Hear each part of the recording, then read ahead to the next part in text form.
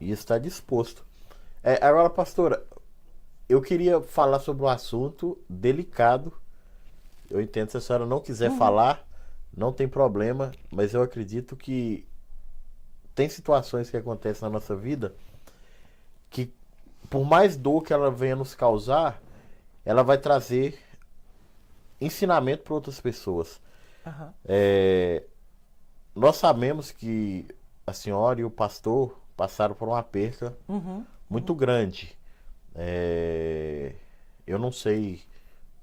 O que a gente sabe é o que o pastor às vezes prega, né? Uhum. Ele Uhum. fala, a senhora também. Mas o que aconteceu que a senhora teve essa perca tão grande? O que aconteceu que a senhora e o pastor perderam Um um filho. filho na Uhum. caminhada? Isso é algo que é doloroso, mas isso vai levar para mais uma pergunta que eu acho que vai ajudar muitas pessoas. Eu passei por esses processos na minha família. Minha mãe perdeu um filho aqui. Uhum. Eu tava tão empolgado que ia ganhar um irmãozinho novo. Aí um dia minha mãe liga e falou que tinha perdido. Uhum. Eu tenho primos no Brasil que perderam também. E eu sei Uhum. que não é fácil. Mas o que aconteceu? Como que foi aquele processo? Naquele período, qual que foi O a coisa pensamento. mais dolorosa, o pensamento? O que era acordar e estar naquela aflição? Então, quando foi uma criança que nasceu com um problema cardíaco, né? O nome dele era Moses e, e ele nasceu com eles não é um problema congênito, não é uma coisa que a medicina estava no início, né? Uhum. Era a válvula esquerda que bomba sangue para o pulmão para produzir o oxigênio, né? Sim. Ele tinha, mas nasceu apertada. Então, imediatamente, eles transferiram ele para New Haven. E com 3 dias de vida, ele fez uma cirurgia de coração. Não era algo novo na medicina. Na medicina. Eles até falaram, se você quiser levar o bebê para casa, você pode levar, mas com 15 dias ele vai falecer. Ou você nos permite fazer as cirurgias. Não é cirurgias assim com grandes chances de vida, mas nós estamos estudando, né, sobre esse caso, que era um caso novo na medicina, e nós podemos fazer. E nós optamos, porque eu não me via assim, meu Deus, como é que... Eu achava assim, tudo tão cruel, sabe? Os diagnósticos tão cruéis, que eu não me Uma via sentença, né? tão intensa assim, levar uma criança para casa.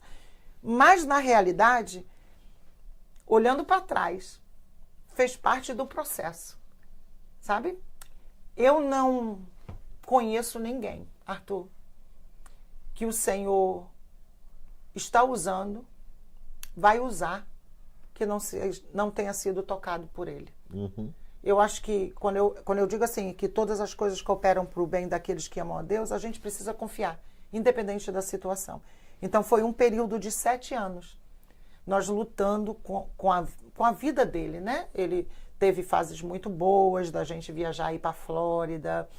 Nós tivemos uma história com essa criança, né? Sim. Nós vimos essa criança assim, se desenvolver, andar, falar, brincar com os irmãos. E aí, de repente, eles resolveram fazer a última cirurgia de coração, que seria a cirurgia que ia produzir mais oxigênio no corpo dele, porque a oxigenação dele era no máximo 85. Nós temos 100% de oxigenação. Sim. Então, e foi assim, muito duro, porque nós entregamos uma criança que estava num processo assim de melhoria Uhum. para os médicos, e teve a cirurgia, 7 horas de cirurgia. Quando ele retornou para a UTI que nós entramos, nós começamos a perceber que tinha muito médico em volta da cama, muito enfermeiro, aquela confusão. E aí, de repente, a enfermeira veio falar que ele precisaria voltar para a sala de cirurgia, porque ele tinha tido embolia. Ele tinha perdido a pulsação do braço, do pulso e da perna. E eles acreditavam que ele estava sofrendo uma embolia pulmonar. E ali, naquele momento, a gente só tinha Deus de novo, né? Por isso que eu te falo assim que a minha vinda para cá foi um trabalhar de Deus na minha vida e na vida do pastor. Deus em tudo nos mostrava que a nossa dependência sempre precisava estar nele, independente da situação. E ali, quando ela trouxe essa notícia, eu só sabia cantar, dentro de uma UTI, de um hospital americano. E eu cantando, caiam por terra agora os inimigos. E eu comecei a cantar. Rompendo em fé, minha vida se... Mas foi assim, sabe? Mas veio uma seleção de música. E aí ela perguntou assim pro meu esposo, ela tá bem? E aí ele falou assim, ela tá, deixa ela ali. Porque eu pensei, eu tive a experiência que se eu deixasse o medo me dominar, eu ia começar a gritar, eu ia perder o meu equilíbrio. E aquilo trouxe assim um conforto para o meu coração ali no momento. E aí eles levaram ele para a sala de cirurgia. Quando voltaram, eles voltaram com a notícia que uma parte do cérebro dele estava danificada, porque houve um sangramento cerebral. E ali começou uma grande luta. Isso era mais ou menos no mês de junho. Ele só voltou para casa em outubro. E quando ele voltou para casa, ele voltou de cadeira de roda, traqueotomia, tubo de alimentação. Na traqueotomia tinha que existir o oxigênio. A minha casa virou assim, o quarto virou um hospital. Nós tínhamos enfermeira, 16 horas de enfermeira. Tinha dia que tinha, porque a enfermeira da parte de pediatria, que trabalha em casa, é mais difícil. E pelo quadro dele não podia ser uma CNN, assim, uma CNA. Não podia ser uma ajudante de enfermeira, teria que ser uma enfermeira mesmo. Então, assim, aí nós entramos num processo que era bem difícil, porque eram noites sem dormir, o pastor começou a ter 3 trabalhos, e a dependência total de Deus, e oração. Mas nós entendemos que o processo que Deus tinha ali naquela situação era um processo para levar ele, sabe? Então, em 2004, ele faleceu. Mas enquanto existia o Moses, a minha vida era trabalhar para que ele ficasse bem, sabe? Eu tenho muito medo dessa palavra "se". Eu tenho muito medo de deitar, botar minha cabeça no travesseiro, em qualquer situação, e dizer assim, e se eu tivesse feito isso? E se nós tivéssemos, né? Então, eu tinha muito medo. Então, a minha dedicação era, assim, total para ele. E nós tínhamos 2 filhos. Então, foi um período muito difícil. Mas, eu vou te falar, eu ouvi muito Deus falar. E como é que foi para os 2 meninos, o Júlio Então, é Júlio e Mateus. Foi muito difícil, foi um período muito difícil, porque nós ficávamos muito divididos, porque eu passava muito tempo em hospital. Às vezes estava em casa bem, de repente, eu tinha que ligar para o trabalho do pastor e dizer assim, olha, quando você chegar em casa, os meninos vão chegar da escola, mas eu estou indo para o IEL, porque ele passou mal, eu já chamei a ambulância. Então, foi um período assim muito conturbado. E se não fosse Deus, olha, se existe vida melhor do que servir a Deus, eu não conheço. Porque nesses momentos, eu sentia Deus me segurando. Eu sentia Deus, assim, sendo a minha estrutura quando eu não tinha estrutura. E quem é que pode te dar estrutura no momento que você não tem estrutura como essa? É só realmente Deus. E eu costumo dizer para as pessoas, às vezes é muito difícil caminhar conosco, sabe? Porque nós participamos de quase 7 cultos na semana, é culto em Thomaston, é culto em Denbury, é culto quinta, é culto quarta, é culto 2 cultos, né? É visita segunda, é visita terça, é trabalho. Tem que ir na Flórida resolver o problema. Vai na Flórida lá. Vai rádio para pregar. Você tá entendendo? Assim, é difícil. Mas quando eu olho para as situações que nós vivemos, Arthur, e não faltava nada. Quando eu olho para a situação que nós vivemos, eu não tenho coragem de dizer não para Deus. Porque apesar de nós termos perdido uma criança, Ele nos sustentou. O Moisés está no céu. Amém.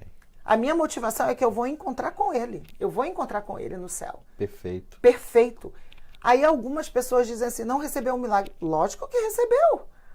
Lógico que recebeu, porque o maior milagre que existe na palavra do Senhor é a eternidade com Cristo.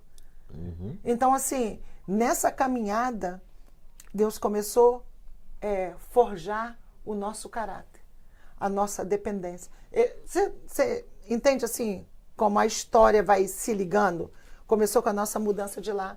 São coisinhas pequenas que vão mudando para te dar estrutura para você viver, para eu viver o que eu vivi em relação ao Moses, entendeu? Então, assim, foi uma experiência para nós dolorosa, foi uma experiência, assim, muitas vezes, assim, de sofrimento, porque eu vi qual a mãe que quer ver o filho sofrendo, qual a mãe que quer ver o filho sem uma expectativa de vida, né? E uma dependência total. Mas eu vi muito milagre de Deus na nossa vida, nesses períodos que nós passamos de 7 anos. Então, assim, não tem como eu ser uma pessoa diferente. Por exemplo, quando eu vou à igreja para adorar. Amém. Quando eu estou louvando, algumas pessoas podem até achar que é performance, mas Deus conhece meu coração. Eu tenho muita coisa para agradecer a Deus. E quando eu falo coisa, não são coisas materiais, mas são coisas espirituais, experiências que Ele me deu em momentos de dificuldade. Então, assim, eu costumo dizer quando eu estou ministrando louvor, se não for para adorar o Senhor assim, eu não saio nem de casa.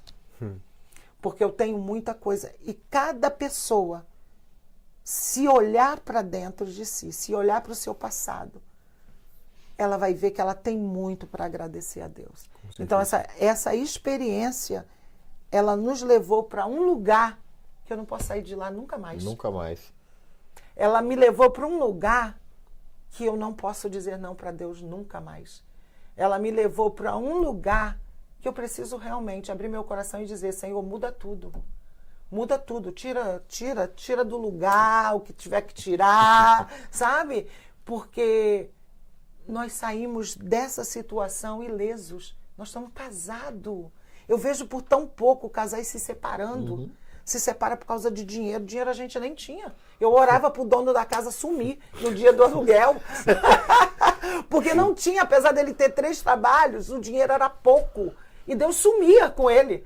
15 dias depois que o aluguel vencia, o dono da casa aparecia e a gente já estava com dinheiro. Então, assim, nós vivemos muitos milagres. A palavra de Deus, quando diz assim, no mundo tereis aflições, tem de bom ânimo, eu venci o mundo. Esse bom ânimo, Ele colocou dentro de nós em momentos como esse, entendeu? Então, assim, hoje em dia, as pessoas acham que algumas situações vão me frustrar, algumas situações vão, assim, me fazer parar.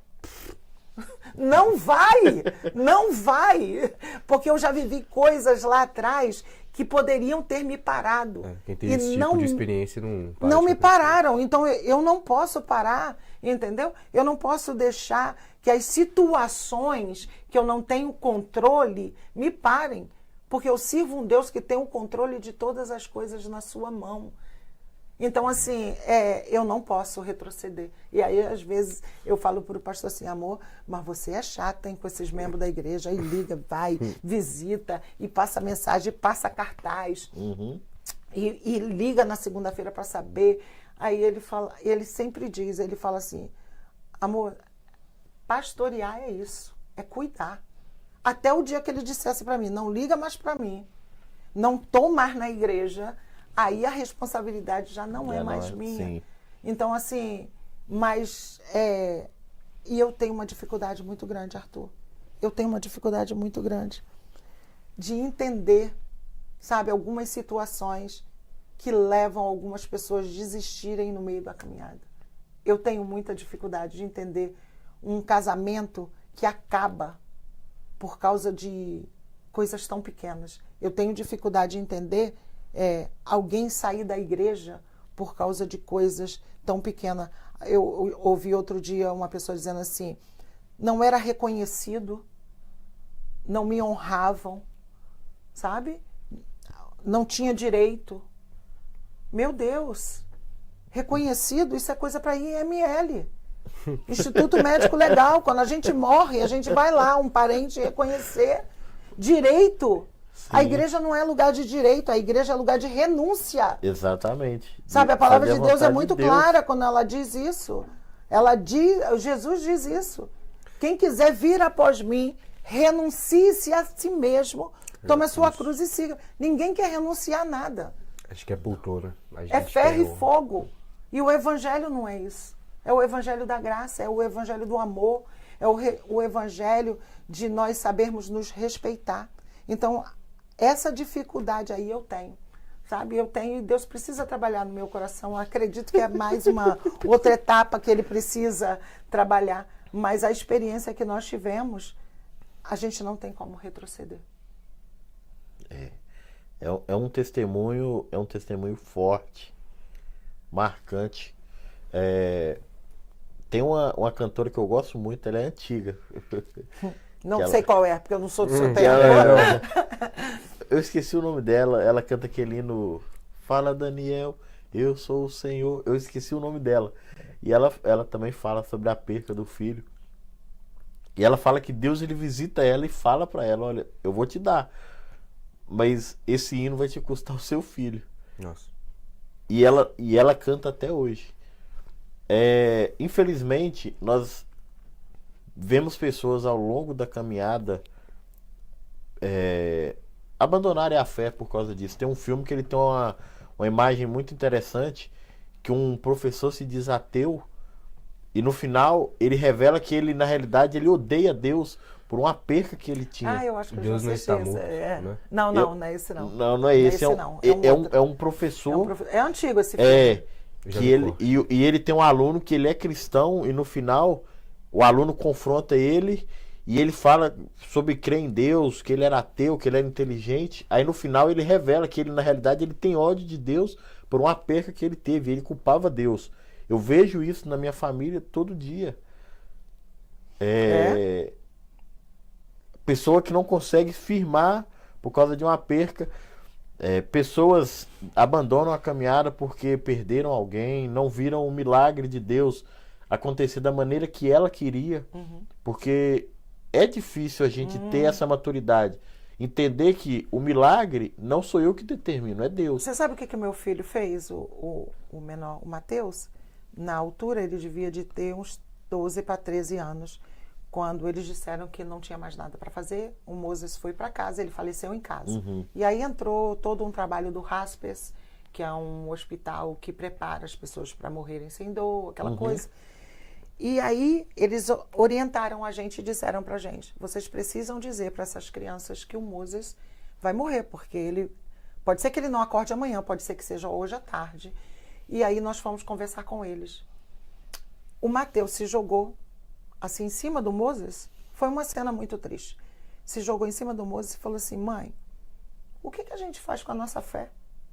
Porque nós oramos tanto para a cura dele. As pessoas oravam e profetizavam a cura dele. Então, assim, ele no coraçãozinho dele de um pré-adolescente, ele não entendeu não entendeu na época o que aconteceu. Isso para eles foi realmente muito difícil em relação à fé, sabe? De Deus não ter feito. E existem pessoas que fazem isso. Sim. Adultas não conseguem entender. Mas a gente precisa entender uma coisa. Existem coisas que nos são reveladas. E existem coisas que não são para nós sabermos. Exato. Um dia pode ser que nós venhamos a saber. Mas nós precisamos continuar o quê? Obedecendo e crendo que o Senhor é soberano diante de todas as situações. É triste, é difícil, mas não é impossível. Não é impossível. Dá para passar pela dor.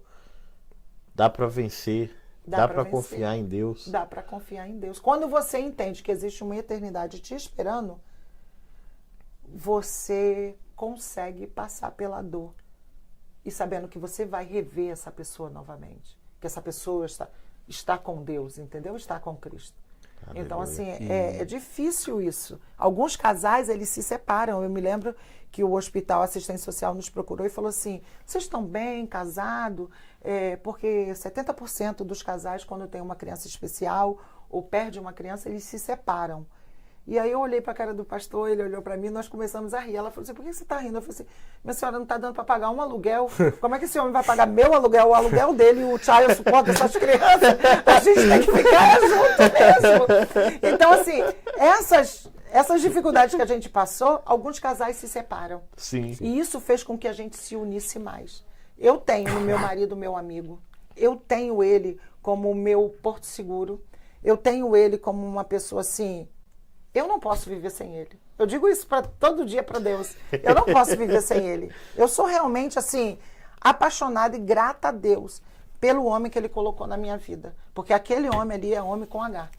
Sabe assim, ele no momento que a família precisava, ele saiu e arrumou 3 trabalhos. E durante os 3 trabalhos, tinha 2 cultos. Terça e domingo ele era diácono. Ainda fazia seminário, segunda e quarta.